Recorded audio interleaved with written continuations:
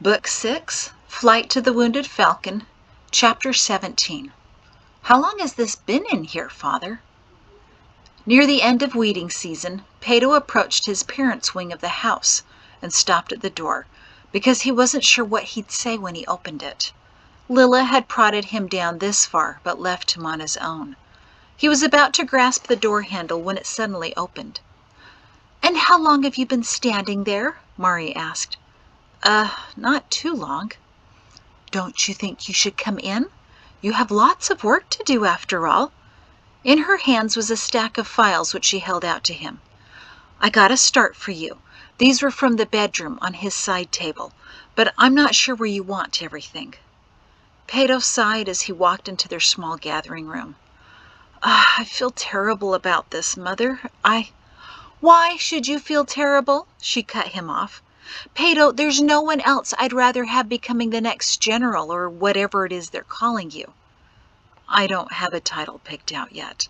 I told Shem there was no way I'd ever accept an army title, especially since I took up a sword willingly only once in my life, and that was to use it against my father." Mahrree gave him a hug. "You'll do wonderfully. Your father said you practically did his job for him. Do you want to take over his office, or—" Pato shook his head. "I don't want to change anything. I'll just bring some of the plans and maps to my office and reorganize my things to make room." "It's a waste to leave his desk unused and the room untouched," Mahrree told him. "That's not the Salem way." "But it is the Salem way to honor those who have gone before by leaving memorials. Maybe someday we'll do something with the office, but not today. We still have to finish Wes and Heisey's new house before their wedding, and I don't feel like starting another major project anyway. No one needs the space right now, and no one is in need of a desk. I already checked." "But you should go through his desk, see what you may need." "Of course," Pato said, finally taking the stack she offered him. "And I found this," she said, pulling a small note from her skirt pocket. "I discovered it on the floor under the bed shortly after he passed, but I wasn't up to doing anything with it then.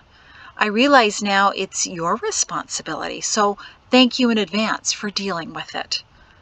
Pato took the note, the handwriting unsteady, as if it were a great struggle to form the words. Although Perrin's hand was normally neat and tidy, the shapes of the letters were definitely his, likely written when he was ailing. "Oh, he was always one for making lists. Never wanted to forget anything important. Item number 1, Pato read out loud. Jothan about Shem." He looked up at his mother. "Jothan came over to talk to him, right?" "Just before he went." "About Shem, meaning?" "I don't know what that means," she admitted, although I think Perrin was likely asking Jothan to watch out for him. Take over as big brother, perhaps? Pato nodded at that. "Item number 2, drag John Offra home." "Well, we haven't had any news about him for a couple of moons now." "Eltana hadn't heard about him since last year. No one has. Nothing recent about our Colonel-at-Large," Mahrree said. "I'll talk to Woodson about organizing another search party for him. If I explain it was one of Father's last concerns, they may dare to be more aggressive with him when they track him down again." "They could use sedation," Mahrree suggested. Pato let out a low whistle. "Oh, he'd hate that. And when he came to, he just might run back to the world to do his duty." "Then we'll have to find some other way to convince him his duty is over," Mahrree said, unconvinced they'd be successful. Item number 3, Pato read. Poe Healy. "Father wanted to find Poe?" Mahrree shrugged. "It's been quite a while. The last time scouts heard about him, he was all the way south with Karna." "But that was 10 years ago now. Surely he still wouldn't be down there, would he?" Pato asked. Mahrree pondered that. "Well, once Sargon took over the southern forts, there was a movement of defecting soldiers to the north. Many decided Thorn or Jordan had to be better than Sargon. I can't imagine Poe would want to serve the commander who betrayed Karna and Fod. But maybe he's one of Sargon's men now? Dread tinged her voice. I don't think so, Peto assured her. I'm sure he'd find the North more appealing.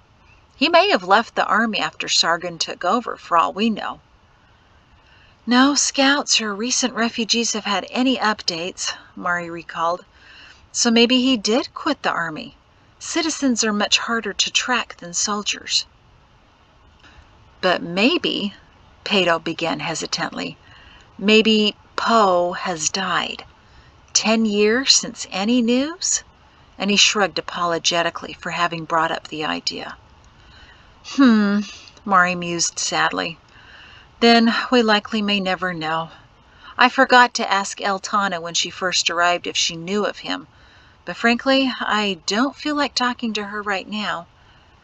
Nor would she want to talk to you either, Peto said. She's still bitter. I've asked another rector to take over counseling her for a while. She doesn't seem to want to deal with any shins right now. He looked again at the note. There were a few more stray lines, but no other items. I wonder if he finished this, Peto murmured, the thought of leaving any business undone as troubling to him as it would have been to his father. You'll finish it for him, Rector General Shin, Mahrree said, kissing him on the cheek. I'll let you get to work, and if I find anything else, I'll bring it to you. Reluctantly, he walked into his father's office. It was virtually untouched since he passed away 3 weeks ago, and Peto felt as if he were treading in sacred territory. Even though he'd been there nearly every day for decades, today it felt like a completely different room. Sorry, Father. I'm just coming to find a few things, he whispered as he sat down behind the large desk. I hope you don't mind. I've been given your position.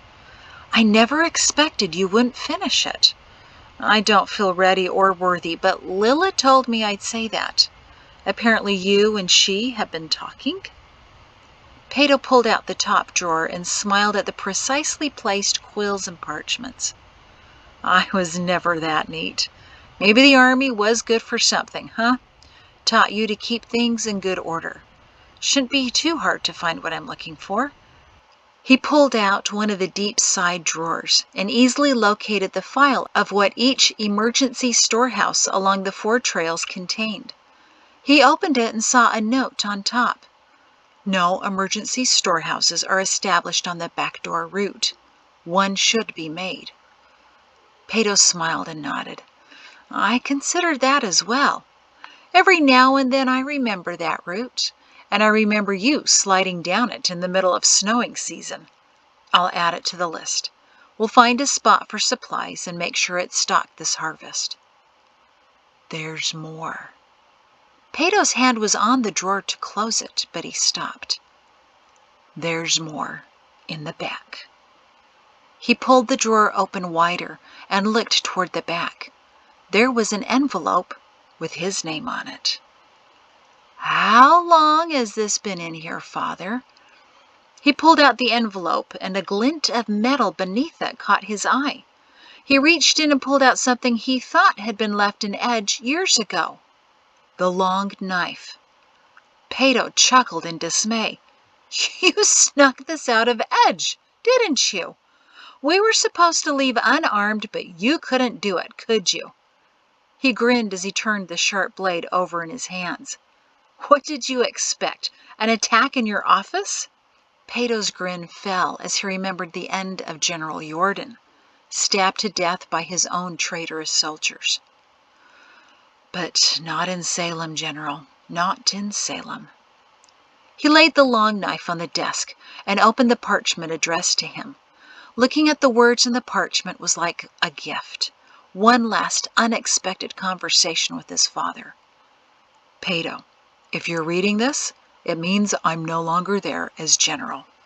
I'm leaving you this letter with some instructions. Don't worry, there shouldn't be anything as potentially scandalous here as there was in that letter I left for Shem in my desk at the fort at Edge years ago. Honestly, I hope you never find this. I hope the last day comes and finds us standing side by side at the ancient temple site, watching the forces of Idumea march in and comparing guesses as to how the Creator is going to end it all. I guess that since you're reading this, it means I'll be watching from the other side. And that's all right as well. The view should still be pretty good. I always wanted to see an attack from a Falcon's point of view anyway. You should be the next one in command for the securing of Salem. You've done an excellent job as my assistant, and you should consider finding someone to assist you as well. Perhaps one of your sons or nephews would be interested in taking your former position. There's an attached list detailing where each file is. Don't feel the need to preserve anything in the office to remember me by. How could you possibly forget me? You know what I mean. Take whatever you need. Use this office. Use the desk. Move everything. I'm not going to care. Do whatever you need in order to complete this work, to continue to secure Salem, to continue to mark the trails. I'm proud of you, son. You've become something far greater than the next High General of Idumea. You know who you are, and you've raised a wonderful family. I'm grateful you listened to the Creator and that you never ran off to Idumea to play kickball. I'm still amazed that you've given me 12 grandchildren, and that Lilla is willing to give us one more. Pato smiled. 8 years ago. He wrote this 8 years ago, just before Mahrree was born. Please know that I love you, that I'm proud of you, and that I know you can do anything, because you listen to the Creator who helps us accomplish everything. Never forget why you are here, to pass His test. Love, your father. Pato wiped at the wetness around his eyes and ran his hand over the parchment. Then he noticed a note at the bottom. By the way, I know about the sedation. Karna was right. That stuff was a miracle. I found the bottle in your mother's drawer back in Edge when I was trying to find her a change of clothes when she was ill with the pox. I've just been waiting all these years for her to confess she used it on me. Pato threw back his head and laughed. Mahrree came into the office alarmed. Everything all right? Still laughing, Pato waved the letter at her and held up the long knife. Her mouth dropped open as she came over to the desk and gingerly took the knife. I had a feeling he wouldn't leave that behind, but I never knew where he hid it. I think I'll put it on the table next to the bed. Remind me of better days in Edge. Pato wiped his eyes but kept chuckling. That sounded strange, Mother. Better days in Edge meant a knife by the bed? He still held out the letter.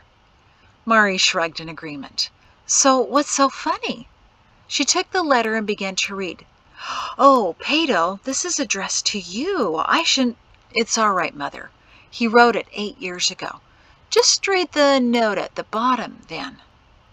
Her eyes grew large, and she clapped a hand over her mouth. Oh, no! She laughed behind her hand. And he never said anything! Pato was delighted to hear her laugh again.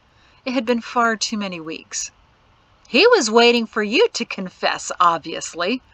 I wonder if he knew Shem was involved with it, too. We told him at the burial, remember? Maybe that's why Shem thought he heard him groaning. He didn't know Shem knew about the sedation as well. Oh, Perrin! She laughed again as she sat down in the chair and handed the letter back to Pato. What else does he say? That I should do his work, that he didn't expect for me to ever find this. Leaving letters in drawers he thinks no one will ever read? That's typical. Oh well, Pato sighed, looking up at the walls. I need the maps, Mother, but the rest of the books and things, well, they can stay for now. Mahrree nodded. Shem was trying to go home, but when people recognized his gray Clark Silver, or him, they'd sidle up and ask if they could have just a moment. Those moments frequently turned to hours, but he'd never turn anyone away. The Creator never would, so neither would he, despite the lateness of the hour or the hunger in his belly.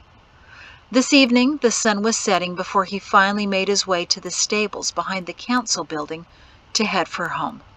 But someone was waiting in the shadows.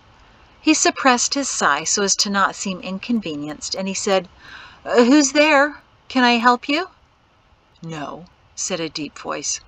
"I'm hoping to help you, guide." "Jonathan, you don't have to hide in the shadows anymore." "It's where I'm the most comfortable," he replied, and stepped over to shake Shem's hand. "So what did you need again?" Shem asked. It had been a long day, and sometimes he found it difficult to keep up. Jonathan put his arm around him. "You got that backward. I want to know how you're doing." "I'm fine," he said automatically. "Good. Now tell me how you're really doing." Shem sighed, deflated. "I miss him. What else can I say?" In the privacy of the dark stable, Jonathan wrapped his arms around Shem. "So do I. He asked me to watch out for you, you know." Shem sniffled. "Of course he would."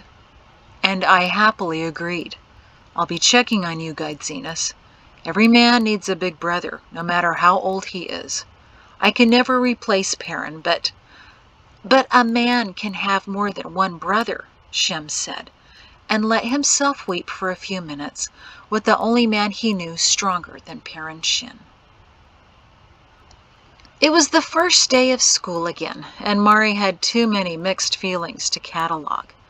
It was good to get back into a routine again, and she always loved the first week of harvest season, because teaching at Salem's University was a sheer delight.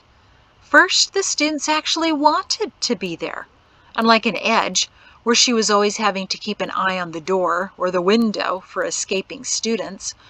In Salem, a university education, like everything else, was free. Everyone completed at least the first year of schooling offered. There wasn't any law requiring them to do so.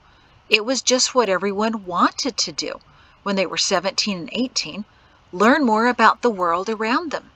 Experiment, create, go on excursions, and develop new ideas, all in conjunction with the brightest minds in Salem. And also, Mahrree was quite sure, to meet members of the opposite sex from other parts of the massive valley. By the end of the first semester, there were always many romances, and by the end of the first year, a lot of weddings she was invited to. Students who lived far away from the center of Salem were housed not in dorms like in the world, but with extended family members, or with those who eagerly opened their doors to any students needing a home to live in. After that first year, about a third of the students went off to learn a trade or become an apprentice. But about 2/3 of the students continued at the university for up to 3 more years, depending on the difficulty of their first chosen careers. Mahrree's department, history, had some 2- and 3-year programs, and those who completed them knew far more than anyone in the world to the south of them.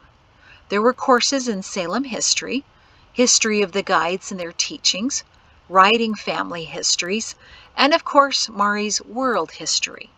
In her department was also speculative history, where the archaeology division taught all that they knew about writings and buildings and peoples no one had ever met. And at the head of it all was Professor Mahrree Shin. As she walked up to the large stone building early that morning, she expected, as she did every year, to finally see the president of the university standing in front, tapping her foot in annoyance and announcing, "Mrs. Shin, we're on to you." Mahrree could never understand why they made her the director of the department, why they considered her one of the brightest minds, why they put her over 20 other professors, and put her on the board of directors. She felt like a fraud among a city of purely brilliant, kind people. One day, they would figure it out. But not today, and she was grateful for the ability to leave home, where everyone doted far too much on her, and every corner of her house reminded her of who was no longer in it. She walked through the quiet corridors, in a couple of hours to be full and noisy with students returning to school, and headed to her office, which she hadn't been to since school let out 2 moons ago. "Hello, Professor Shin," called out a cheerful voice. Mahrree grinned. "Hello, Roggie. How goes the sweeping?" Roggie was a master sweeper. He swept the university buildings in the morning, never missing a speck, then the temple at night. It was perfect work for him, because unlike in the world, Salem had several people like him, the special ones. The first time she met a special one, she was startled by the thick tongue, the drooping eyes, the slow manner of speaking. No one in the world was quite like that. Mrs. Braxhicks, Jatesy's midwife for her earlier deliveries, explained to Mahrree that special ones did exist in the world.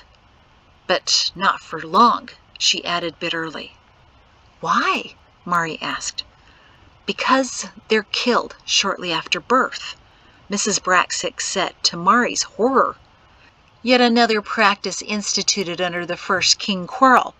Any babies not seemingly perfect were to be humanely smothered by the midwife. "Except not by Salem midwives, right?" Mahrree asked hurriedly. "Of course not," Mrs. Braxhicks said, slightly offended. "That was one of the many reasons we started sending midwives into the world, to help rescue the special ones. With some, their mothers didn't want them, so we brought them back to Salem for other families to raise. But a few of the refugee families had a special newborn, and readily came to Salem when given the option. The world won't tolerate them, but we love them. They love us back, far too much. And everyone can be useful and have a fulfilling life. Salem demonstrates that." So did Roggie. Mahrree braced herself as Roggie came to her with his big arms outstretched. He was a large man, in build and in belly, and with the most painfully wonderful hugs in all of Salem. He always cracked Mahrree's back when he hugged her, unintentionally. She never considered not indulging him. Hugs were mandatory. Roggie and Lilla got along great. "I'm sorry, Professor Shin," Roggie said in his deliberate yet careful way as he crushed her with his affection. "About the general. I liked him. That's sad he's gone." "Yes, Roggie, it is sad he's gone. Thank you." She hugged him back, waiting for him to finally release her, but she heard a quiet sob instead, which naturally got her tears flowing again. "So sad," Roggie repeated. "So sad." Eventually he released her and hurriedly wiped his face of tears. Immediately his grin was back. "Thought you might not come back to school. Good to see you." "I need to be here. It's good to be here," she decided. "It is," he agreed. When he saw she was heading to her office, he jumped ahead. "Let me get the door for you, Professor Shin." He turned the handle and pushed, but oddly it seemed stuck. Mahrree blinked. If Roggie couldn't get the door open, there was little chance she could.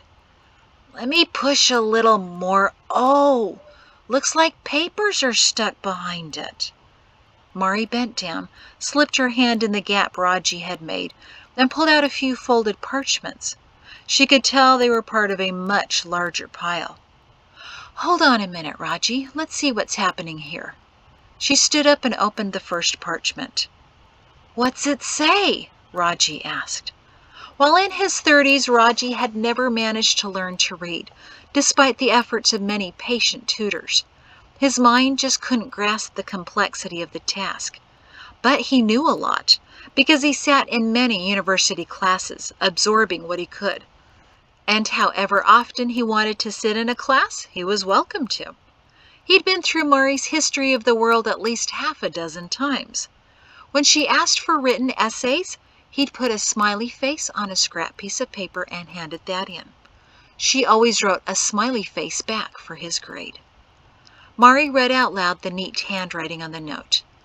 "Professor Shin, I'm so sorry about your husband. I wish I could take away your pain." Already her voice was trembling. "But I know that he's gone to paradise and that the Creator and he is watching over you."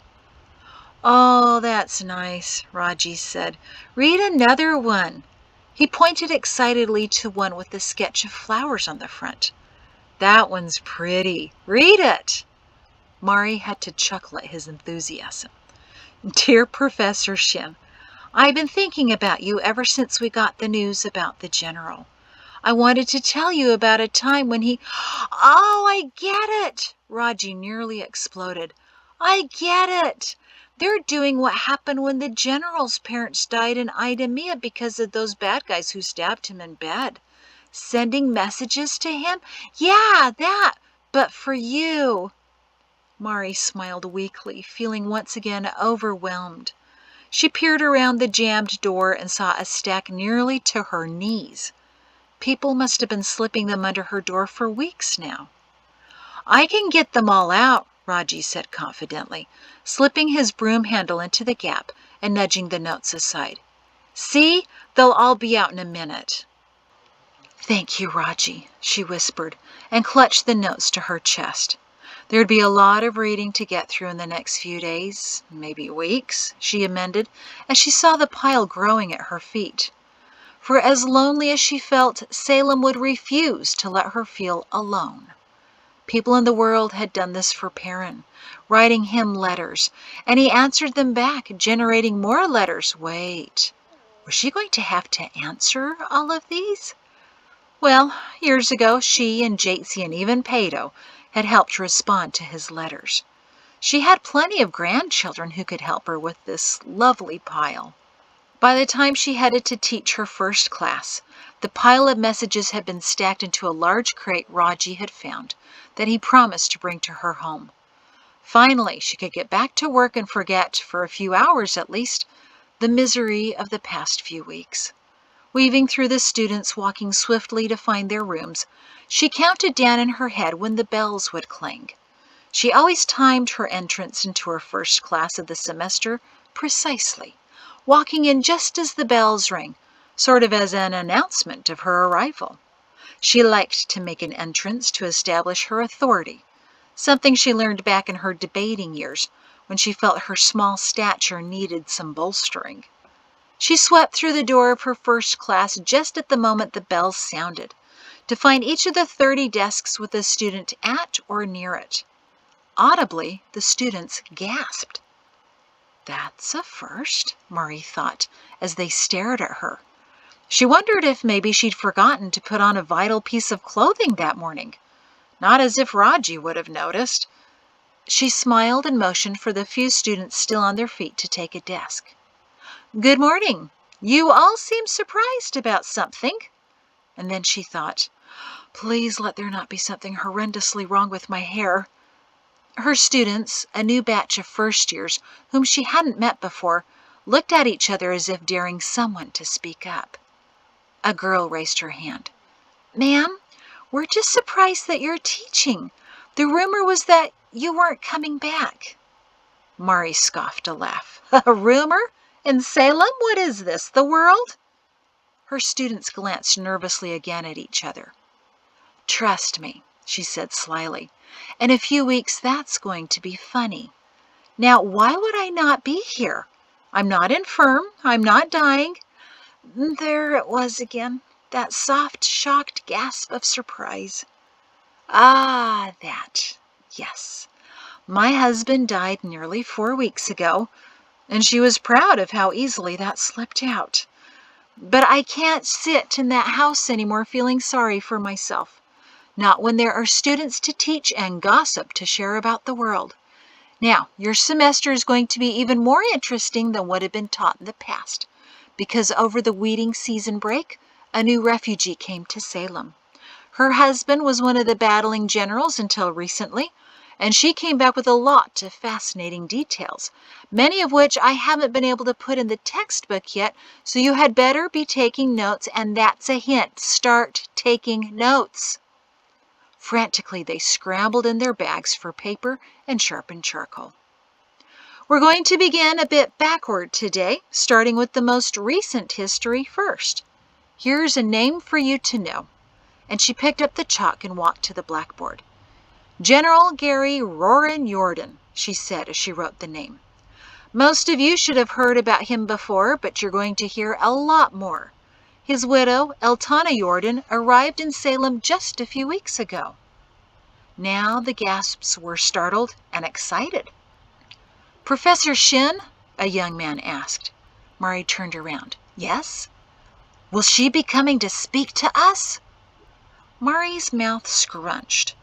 Word had gotten around that her class was one of the most entertaining because she did only half of the teaching. As often as possible, she brought in the history makers themselves to teach her 5 groups of students each semester about the history they lived and even affected. Jothan Hafadi came at least twice. The first time to tell them about his grandfather Guide Tuma Hafadi, the second time with Azrar to provide details about their adventures as scouts in the forests above Edge. Everybody always wanted to see the faint scar in his hand, given to him accidentally by Perrin when they were both fighting a garter on a snowy night. Mahrree also brought in as many refugees as she could, giving them the hour to tell the students about their villages and the world they left and why. She'd also bring in scouts and midwives and rectors who served in the world, and Perrin always... Oh, this was going to be a long, difficult semester. Because Perrin usually came 3 times. When the discussion was about the kings, who he had met, about Chairman Mel and the administrators, who he also knew, and the army of Idemia, which, for 1 full day, he was wholly in charge of. Then there was the Perrin and Shem show, Mahrree's unofficial title for it. All of her classes combined in the largest lecture hall in the early evening, with many former students and other professors returning for the lecture, when both of the former soldiers came to tell them all about their experiences in the army of Idemia. To the first-year students, they must have been an impressive sight.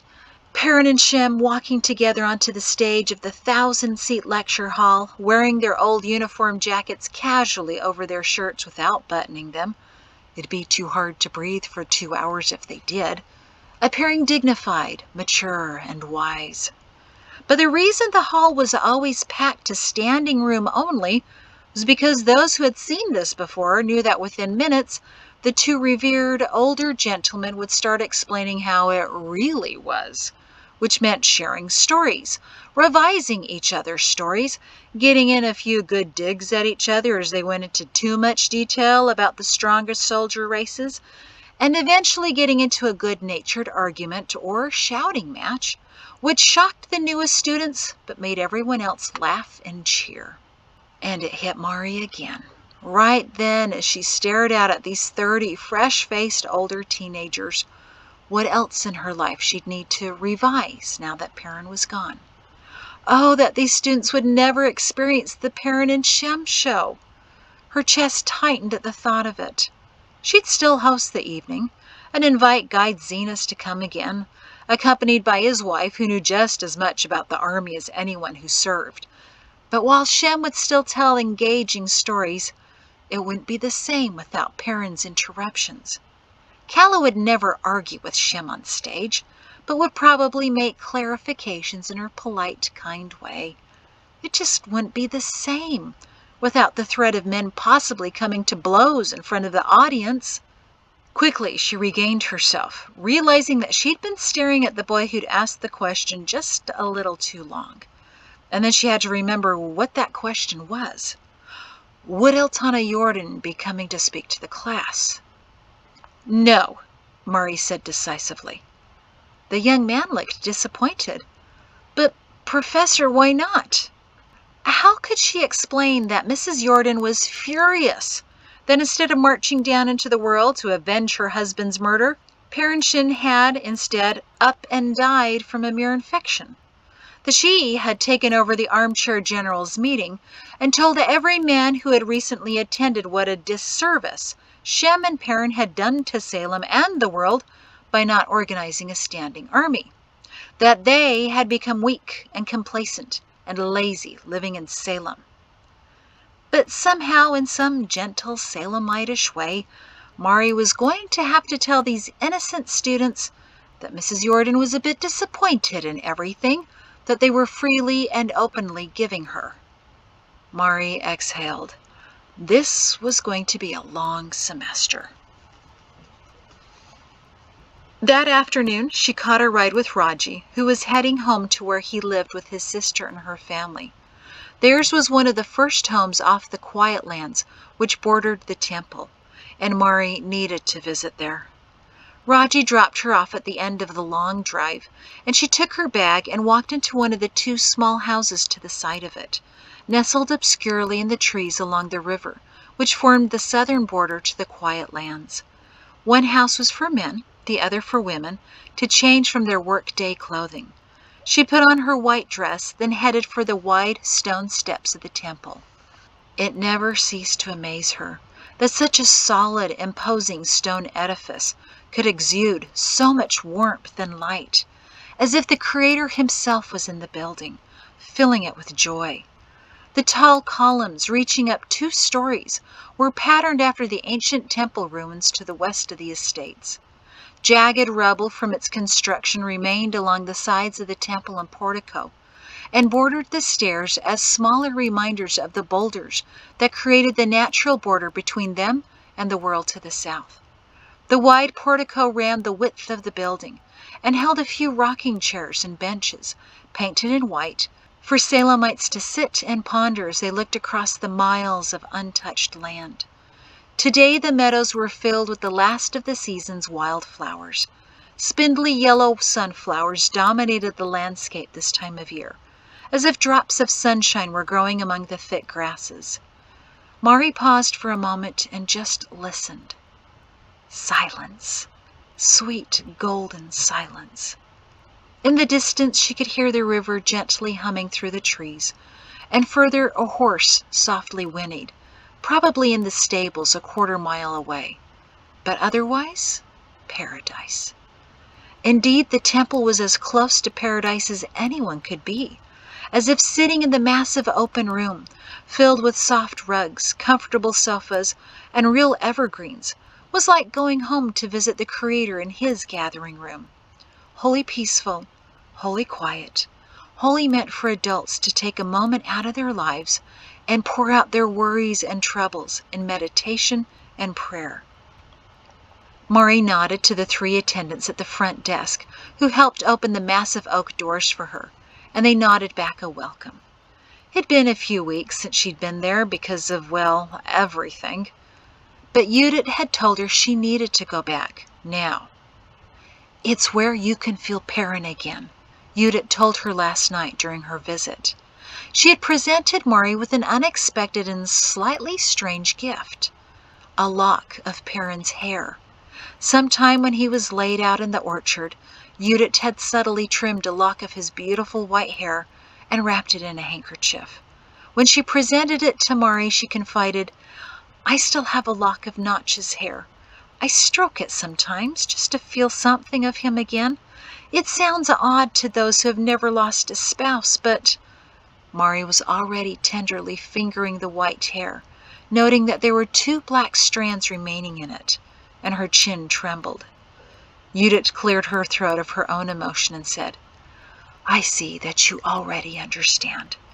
Calla says you haven't been to the temple lately, but you really must go.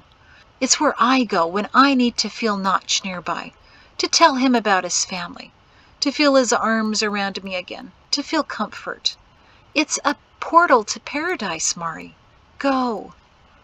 Mahrree had already known that. Yet she hesitated, afraid that entering the temple might make her feel angrier that she couldn't be with Perrin on the other side right now, rather than feeling comfort that she was supposed to stay. Every day she looked for clues and reasons as to why she was still stuck in her body, not running through the cosmos with her husband. Each day she thought, maybe I've done the bit I needed to, and I'll die peacefully in my sleep and wake up next to him. But every morning she woke up, alone in their massive bed, still in her body. And she'd sigh and decide that maybe today would be the day. It'd been 4 weeks now, and she realized she needed to take Judith's advice. She also needed to remember the agreement she and Perrin had made many years ago. It was another glorious surprise of Salem, the knowledge that the Creator didn't intend marriages to be only for this life, but forever. It was a notion people occasionally mentioned in the world, we'll be together forever.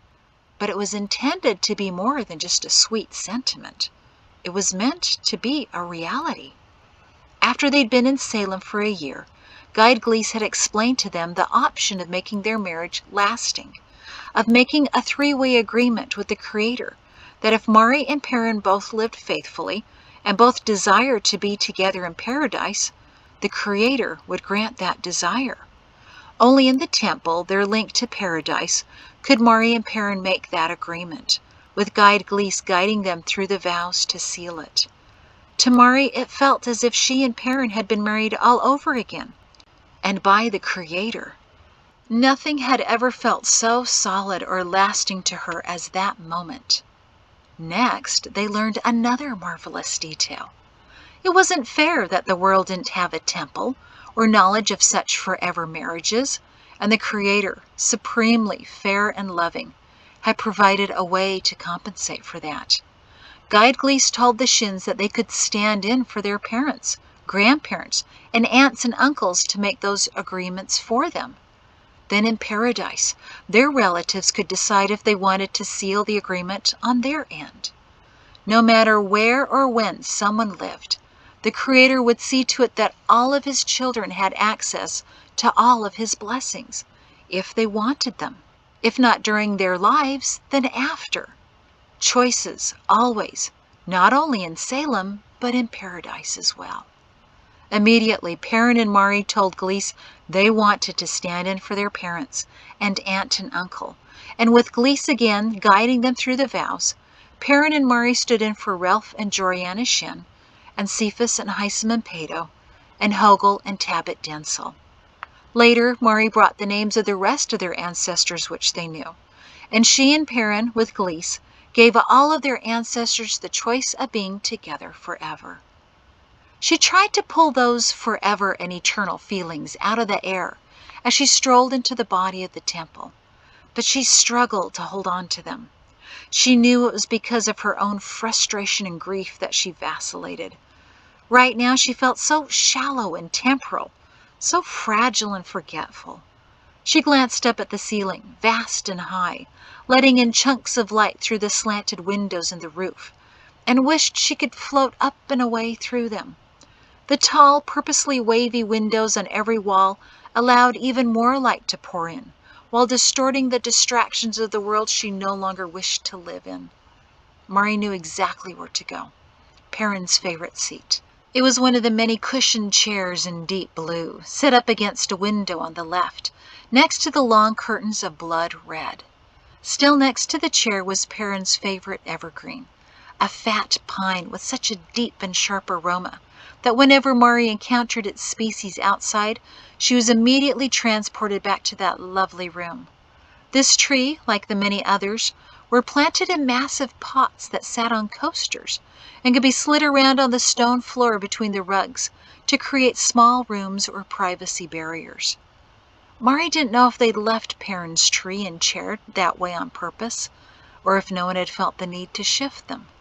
But to see them in their same positions put a smile on Mahrree's face. She sat down in the chair, breathed in the tree, and closed her eyes to pray. And he was right there, his earthly sweet scent even more distinct than the pine. He was still hers forever. Mahrree grinned. "I didn't feel you at all today at the university," she whispered. "You didn't need me today." "I always need you, always." "No, Mahrree, you don't. You may want me, which is a flattering thought, but you don't need me." She sighed. "So is that how it's going to be, slowly weaned from you?" She heard a cosmic chuckle. "Well, I suppose you could put it that way, but Mahrree, our family is my calling, and there's a lot of them. You, my darling wife, are capable and smart and can cope without me, far better than you want to believe. When you need me, I'll be there. But the fact is, you won't need me as much as you think you do." "I'm not believing any of that," she whispered resolutely. "You have to. You're in the temple." She couldn't help but snicker softly, and thought she heard him chuckling too. "All right then, I don't want to believe it." "It's only temporary, remember?" "You being gone? For how long?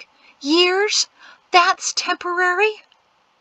"When we're spending the next eons and epochs together, yes, this separation will seem temporary, a mere sneeze of time."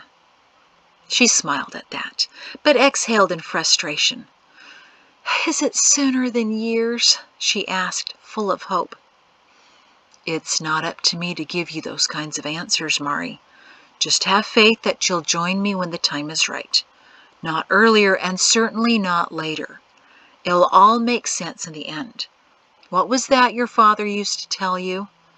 She felt like a pouting 9-year-old as she murmured, "Every story has a happy ending if you just wait long enough." "He was right, you know." "I hate waiting," she grumbled. "But as long as I've still got access to you." Something in the air changed, and her heart sank in dread. "I won't, will I? Always have access to you?" If the cosmos could shrug, it did. "But you just said I could have you when I need you." And then she remembered. "But I won't need you as much as I think I do." "I will always know what you're thinking, what you're feeling, and I'll always try to help you feel me. But when Atlee's climbing on the shed roof—" "He's what?" She almost forgot to keep her voice quiet. He's down. That was a few days ago anyway. I talked some sense into him, although I doubt he realized it was me. You certainly want me still chasing our grandchildren, don't you?" Yes, of course," she whispered. "You're probably in the best position to do so." "Knew you'd see things my way. You always do eventually." She snorted so loudly that several people, sitting scattered on other sofas and in chairs, glanced up from their quiet meditations and tried to send her generous smiles to cover their annoyance. That only made Mahrree want to snort again, and she covered her face and turned to the window, nearly ready to burst into giggles. Yes, the general's widow was sitting alone, snorting and giggling at the curtains. Be ready. Someone's going to report to Shem that you're going grainy already. She thought her coughs to cover her chortling were quite believable. "You stop that," she said to the red curtains as she wiped the tears of laughter and misery from her eyes. "All right, I'll leave then." "Please don't," she whispered earnestly. "Please stay with me." "For now, I can." Mahrree sat back in the blue chair and sighed, reveling in the sensation that both of them occupied the same space. She didn't leave for 2 hours, wondering how it was that she could ever go on without his whispering in her ear. And that's the end of that chapter. Thank you.